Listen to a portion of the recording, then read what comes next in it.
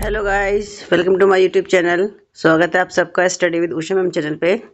आज हम इकोनॉमिक्स का 10वीं क्लास का पार्ट नंबर 1 विकास ये पढ़ेंगे। ठीक है, चलिए स्टार्ट करते हैं। इकोनॉमिक्स वैसे ज़्यादा टफ नहीं है, इजी सी है। चलिए हम बात करते हैं विकास की। विकास अथवा प्रगति की धारणा हमेशा से हमारे साथ है।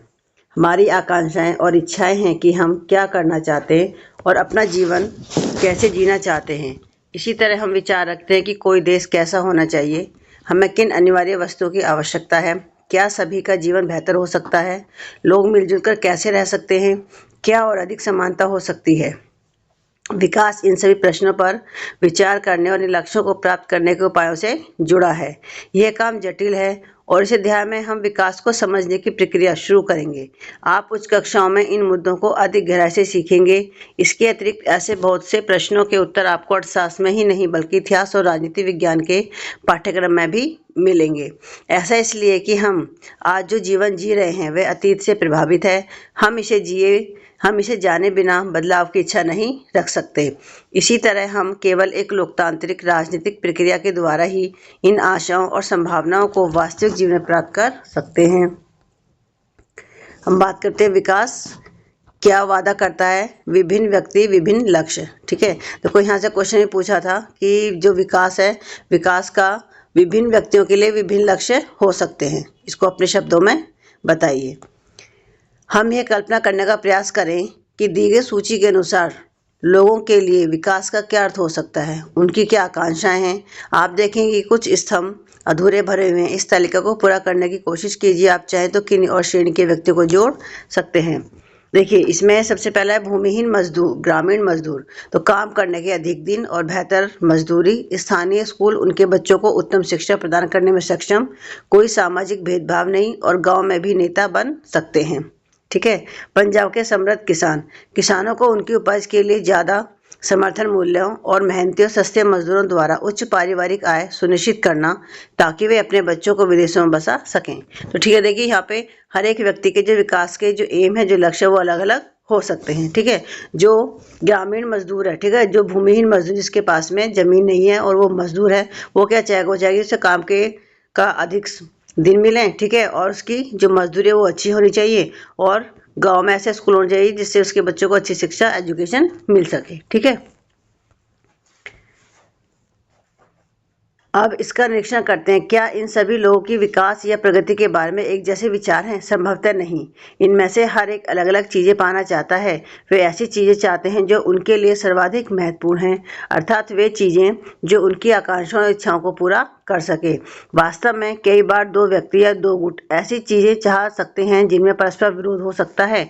एक लड़की अपने भाई के समकक्ष आज़ादी और अवसर मिलने और भाई भी घर के कामकाज में हाथ बटाने की आशा रखती है। ठीक है, हो सकता है कि भाई को ये पसंद न हो। इसी तरह अधिक बिजली पाने के लिए उद्योगपति ज़्यादा बांध चाहते हैं, लेकिन इससे ज़मीन जलमग्न हो सकती है और उन लोगों का जीवन अस्त व्यस्त हो सकता है जो बेघर हो जाएं। जैसा कि आदिवासी वे इसका विरोध कर सकते हैं और हो सकता है कि वे अपने खेतों की सिंचाई के लिए केवल छोटे चेक बांध या तालाब पसंद करें।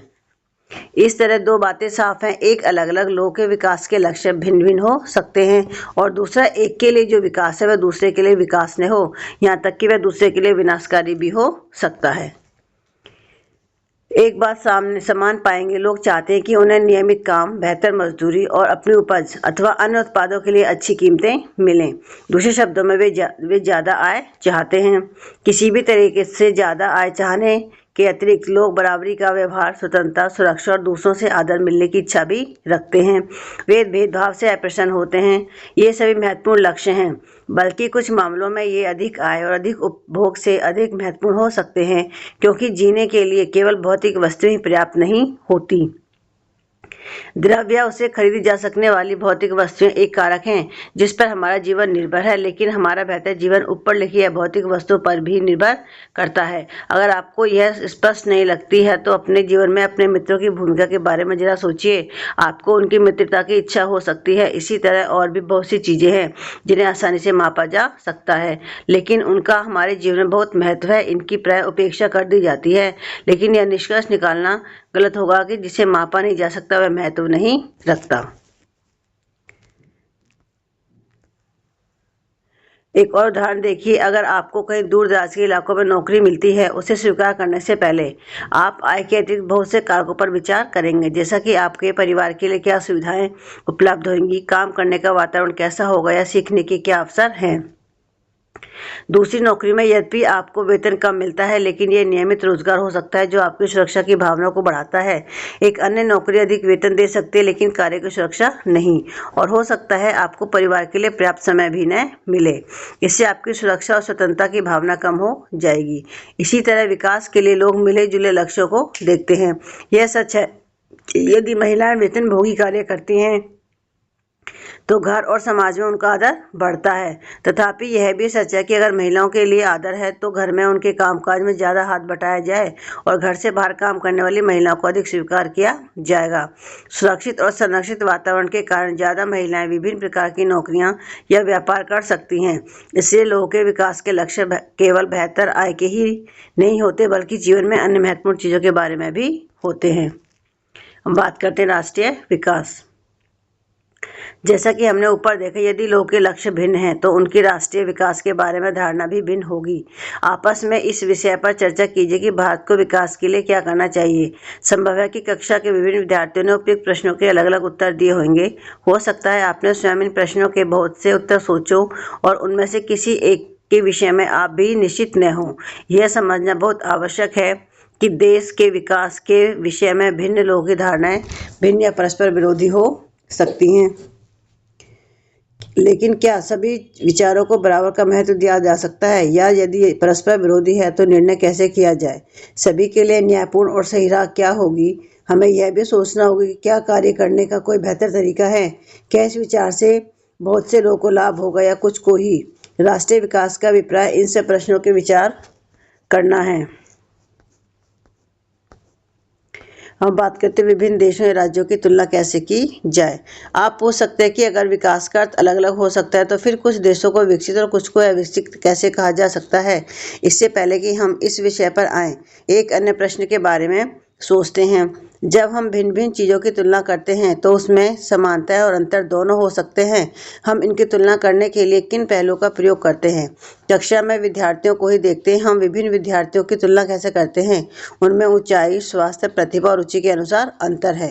हो सकता है सबसे स्वस्थ विद्यार्थी सबसे पढ़ाकू विद्यार्थी न हो, सबसे बुद्धिमान विद्यार्थी हो सकता है मित्रता व्यवहार न रखता हो। तो हम विद्यार्थियों की तुलना कैसे करते हैं। हम जो मापदंड प्रयोग करेंगे वह तुलना के उद्देश्य पर निर्भर करेगा। खेलकूद टीम, वाद विवाद टीम, संगीत टीम या पिकनिक के लिए टीम, सबके चयन के लिए अलग मापदंड होंगे। फिर भी अगर हमें किसी उद्देश्य से कक्षा के विद्यार्थियों की सर्वांगीण प्रकृति के बारे में मानक चाहिए तो हम उसे कैसे चुनेंगे। सामान्यतः हम व्यक्तियों की एक या दो महत्वपूर्ण विशेषताएं लेकर उनके आधार पर तुलना करते हैं। तुलना के लिए क्या महत्वपूर्ण विशेषताएं चुनी जाएं, इस पर मतभेद हो सकता है।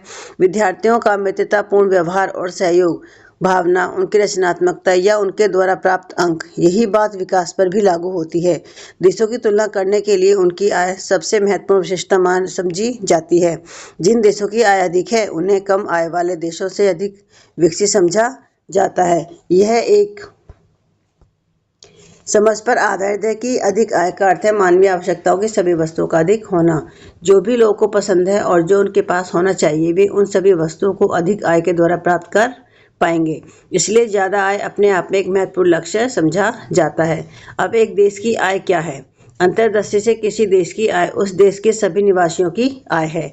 इससे हमें देश की कुल आय ज्ञात होती है। यानी कि एक देश की आय का मतलब क्या है कि एक देश में रहने वाले जो लोग जो सारी जो टोटल आय होती है उसी को हम देश की आय मानते हैं। ठीक है, लेकिन देशों के बीच तुलना करने के लिए कुल आय इतना उपयुक्त माप नहीं है, क्योंकि देशों की जनसंख्या अलग अलग होती है।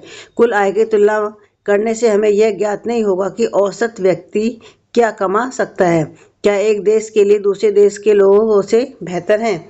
इसलिए हम औसत आय की तुलना करते हैं, जो कि देश की कुल आय को कुल जनसंख्या से भाग देकर निकाली जाती है। औसत आय को प्रति व्यक्ति आय भी कहते हैं। ठीक है, यानी कि प्रति व्यक्ति या औसत आय किस तरीके से निकालते हैं हम, यानी कि कुल राष्ट्रीय आय यानी कि कुल लोगों की आय और बटे में जो कुल जनसंख्या है, ठीक है, इसको डिवाइड करके निकाली जाती है औसत आय, और औसत आय को ही हम प्रति व्यक्ति आय कहते हैं। ठीक है, विश्व बैंक की विश्व विकास रिपोर्ट के अनुसार देशों का वर्गीकरण करने में इस मापदंड का प्रयोग किया गया है।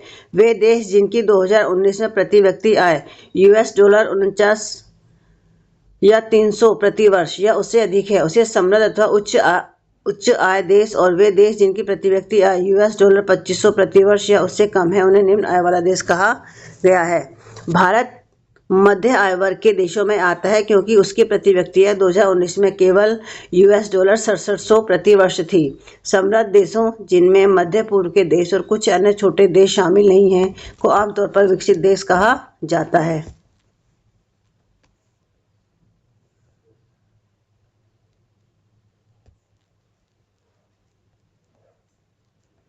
आय और अन्य मापदंड। जब हमने व्यक्तिगत आकांक्षाओं और लक्ष्यों को देखा तो पाया कि लोग केवल बेहतर आय के बारे में ही नहीं सोचते, बल्कि वे अपनी सुरक्षा, दूसरों से आदर और समानता का व्यवहार पाना, आज़ादी इत्यादि जैसे लक्ष्यों के बारे में भी सोचते हैं। ठीक है, अगर हम किसी व्यक्ति की बात करें तो उसका जो एम है केवल ये नहीं है कि उसकी आय बहुत ज़्यादा होनी चाहिए, इसके अलावा वो सोचता है कि लोग उसे आदर सम्मान दें, ठीक है, और उसके साथ में समानता का व्यवहार होना चाहिए, उसे पूरी आज़ादी मिलनी चाहिए। इन सब के बारे में भी लोग सोचते हैं। इसी प्रकार जब हम किसी देश या क्षेत्र के बारे में सोचते हैं तो हम औसत आय के अतिरिक्त अन्य महत्वपूर्ण लक्षणों के विषय में भी सोचते हैं। ये विशेषताएं क्या हो सकती हैं, इसका निरीक्षण हम एक उदाहरण के द्वारा करते हैं। ये देखो, इसमें एक तालिका दे रखी है, ये हरियाणा, केरल और बिहार। ठीक है, यहाँ पे इन लोगों की प्रति व्यक्ति आय आपको दे रखी है। तालिका 1.3 हरियाणा, केरल और बिहार की प्रति व्यक्ति आय दर्शाती है। वास्तव में ये आंकड़े वर्ष 218-2019 के ही वर्तमान कीमतों पर प्रति व्यक्ति निवल राज्य घरेलू उत्पाद के हैं। अभी हम इस जटिल शब्द का क्या वास्तविक अर्थ से छोड़ देते हैं। मोटे तौर पर हम इसे राज्य की प्रति व्यक्ति आय मान सकते हैं। हम देखते हैं कि इन तीनों राज्यों में हरियाणा की जो प्रति व्यक्ति आय है वो सबसे अधिक है। ठीक है, और जो बिहार है, बिहार सबसे पीछे है। इसका अर्थ यह है कि औसतन हरियाणा में एक व्यक्ति एक वर्ष में 2,36,147 रुपये कमाता है, जबकि बिहार में औसत व्यक्ति 40,982 रुपये कमा पाता है। अब देखो कितना अंतर है ये। ठीक है, एक राज्य से दूसरे राज्य में कितना अंतर है। इसलिए अगर विकास को मापने के लिए प्रति व्यक्ति आय का प्रयोग किया जाए तो तीनों राज्यों में हरियाणा सबसे अधिक और बिहार सबसे कम विकसित राज्य माना जाए। अब हम इन तीनों राज्यों कुछ और आंकड़ों पर नजर डालते हैं, जो कि 1.4 ये देखो तालिका है, इसमें दिए गए हैं। इसमें क्या दे रखा है, तीनों राज्य हरियाणा, केरल और बिहार। इसमें शिशु मृत्यु दर, ठीक है, प्रतिवर्ष, प्रति व्यक्ति और साक्षरता दर और निवल उपस्थित अनुपात प्रति 100 व्यक्ति उच्चतर आयु, ठीक है, 14 से 15 वर्ष। ठीक है, देखिए शिशु मृत्यु दर क्या होती है। शिशु मृत्यु दर होती है कि किसी वर्ष में पैदा हुए 1000 जीवित बच्चों में से 1 वर्ष की आयु से पहले मर जाने वाले जो बच्चों का जो अनुपात दिखाती है उसे हम बोलते हैं शिशु मृत्यु दर। ठीक है, और साक्षरता दर क्या है कि 7 वर्ष और उससे अधिक आयु के लोगों में साक्षर जनसंख्या का अनुपात, यानी कि पढ़ने लिखने वाले लोगों का अनुपात। और निवल उपस्थित अनुपात क्या होता है, 14 तथा 15 वर्ष की आयु के स्कूल जाने वाले कुल बच्चों का उस आयु वर्ग के कुल बच्चों के साथ में प्रतिशत। ठीक है, देखिए यहाँ भी अगर हम तुलना करें तो यहाँ पे आप ये देख लीजिए, जो शिशु मृत्यु दर है हरियाणा में 30 है तो और साक्षरता दर 80 है। केरल में शिशु मृत्यु दर 7 है और साक्षरता दर 96 है। और बिहार में देखो शिशु मृत्यु दर 32 और साक्षरता दर 71। ठीक है, यह तालिका क्या दर्शाती है। तालिका का पहला स्तंभ दर्शाता है कि केरल में 1000 जीवित बच्चे पैदा हुए, बच्चों में से 7 बच्चे 1 वर्ष की आयु तक पहुंचने से पहले मर जाते हैं। लेकिन हरियाणा में यह अनुपात 30 था, जो केरल की तुलना में लगभग 3 गुना से ज़्यादा है। दूसरी ओर हरियाणा की प्रति व्यक्ति आय केरल से ज़्यादा है, जैसा तालिका 1.3 में दिखाया गया है। जरा सोचिए कि अपने माता पिता के लिए आप कितने प्यारे हैं। यह सोचिए कि सब लोग कितना प्रसन्न होते हैं जब कोई बच्चा जन्म लेता है। अब ऐसे माताओं पिताओं के बारे में सोचिए जिनके बच्चे अपने पहले जन्मदिन से पहले ही मर जाते हैं।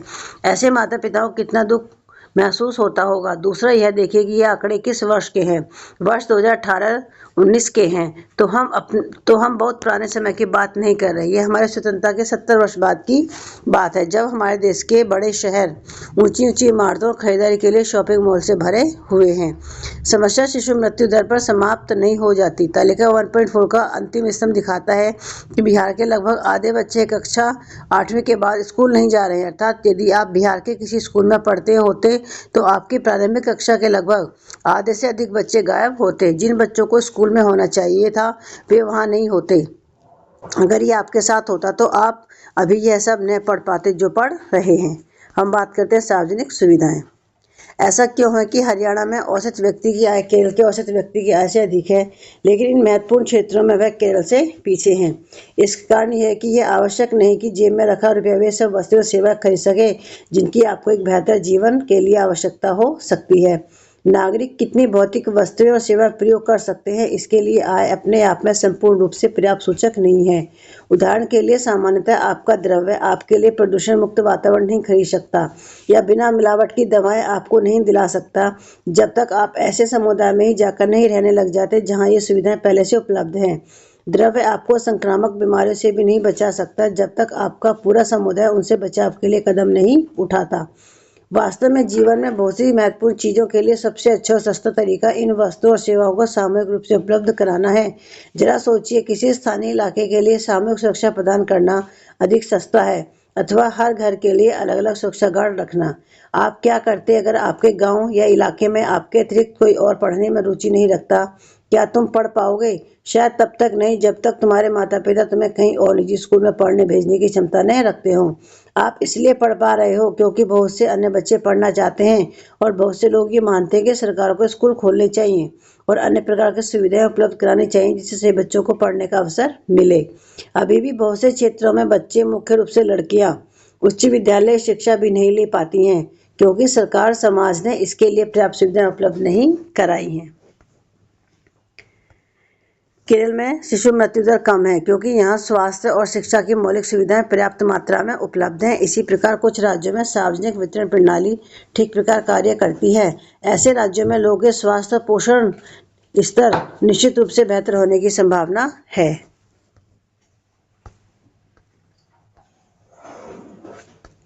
देखो HDI, ये आपका HDI का अर्थ है मानव विकास सूचकांक, ह्यूमन डेवलपमेंट इंडेक्स। ठीक है, कई बार ये ऑप्शन से पूछ लिया जाता है कि HDI की फुल फॉर्म क्या है।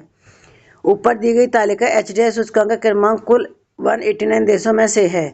जन्म के समय संभावित आयु, जैसा कि नाम से स्पष्ट है, व्यक्ति के जन्म के समय औसत आयु की संभावना दर्शाती है। प्रति व्यक्ति आय की गणना सभी देशों के लिए डॉलर में की जाती है ताकि तुलना की जा सके। यह एक तरीके से भी की जाती है कि $1 किसी भी देश में समान मात्रा में वस्तुएं और सेवाएं खरीद सके। क्या यह आश्चर्यजनक नहीं है कि हमारे पड़ोस का एक छोटा सा देश श्रीलंका हर विषय में भारत से आगे और हमारे जैसे बड़े देश का विश्व में इतना नीचा क्रमांक? तालिका 1.6 यह भी दर्शाती है कि यदि नेपाल और बांग्लादेश की प्रति व्यक्ति या भारत की तुलना में कम है, फिर भी वे भारत से आयु संभाविता में पीछे नहीं हैं। HDI के परिकलन के लिए बहुत से सुधारों का सुझाव दिया गया है। मानव विकास रिपोर्ट में बहुत से नए घटक जोड़े गए हैं, लेकिन मानव के विकास से पहले यह बात स्पष्ट कर दी गई है कि विकास महत्वपूर्ण है।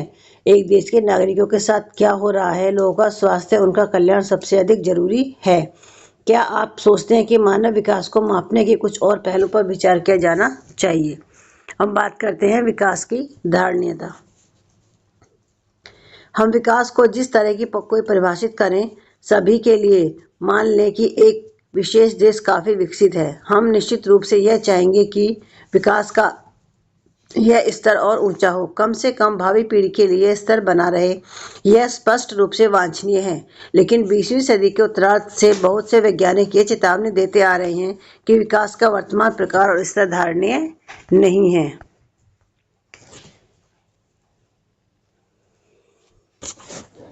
भूमिगत जल नवीकरण संसाधन का उदाहरण है। फसल और पौधों की तरह इन साधनों की पुनः पूर्ति प्रकृति करते, लेकिन यहाँ भी हम इन साधनों का अतिउपयोग कर सकते हैं। उदाहरण के लिए, भूमिगत जल का यदि बरसात द्वारा हो रही पुनः पूर्ति से अधिक प्रयोग करते हैं तो हम इस साधन का अति उपयोग कर रहे होंगे। गैर नवीकरणीय साधन वो है जो कुछ ही वर्षों के प्रयोग के पश्चात समाप्त हो जाते हैं। इन संसाधनों का धरती पर एक निश्चित भंडार है और इसकी पुनः पूर्ति नहीं हो सकती। कभी कभी हमें ऐसे नए साधन मिल जाते हैं जिनके बारे में हमें पहले कोई जानकारी नहीं थी। नए स्रोत भंडार में वृद्धि करते हैं, लेकिन समय के साथ यह भी समाप्त हो जाएंगे। पर्यावरण में गिरावट के परिणाम राष्ट्रीय और राज्य सीमाओं का ख्याल नहीं करते। यह एक क्षेत्र या देशगत विषय नहीं रह गया है। हम सबका भविष्य परस्पर जुड़ा हुआ है। विकास की धारणा तुलनात्मक स्तर का ज्ञान का नया क्षेत्र है जिसमें वैज्ञानिक, अर्थशास्त्री, दार्शनिक और अन्य सामाजिक वैज्ञानिक मिलकर काम कर रहे हैं। विकास या प्रगति का प्रश्न हमेशा चलने वाला प्रश्न है। हर वक्त में हमें व्यक्तिगत स्तर पर और समाज का सदस्य होने के नाते यह प्रश्न पूछने की आवश्यकता है कि हम कहाँ जाना चाहते हैं, हम क्या बनना चाहते हैं और हमारे लक्ष्य क्या है। इसलिए विकास पर बहस जारी है। ठीक है, यानी कि देखिए जो डेवलपमेंट है, जो विकास है, ये हमेशा ही चलने वाला प्रश्न है। ठीक है, और हर वक्त हमें व्यक्तिगत स्तर पर या समाज का एक नागरिक होने के नाते हमें ये पूछने की आवश्यकता है कि हम कहाँ जाना चाहते हैं, हम क्या बनना चाहते हैं और हमारे लक्ष्य क्या है। ठीक है, और इसलिए जो डेवलपमेंट है उस पर बहस होती रहती है। जिन लोगों ने मेरे चैनल को सब्सक्राइब नहीं करा, प्लीज़ मेरे चैनल को लाइक और सब्सक्राइब करना न भूलें। ठीक है, मिलते हैं आपसे नेक्स्ट वीडियो में। Thank you.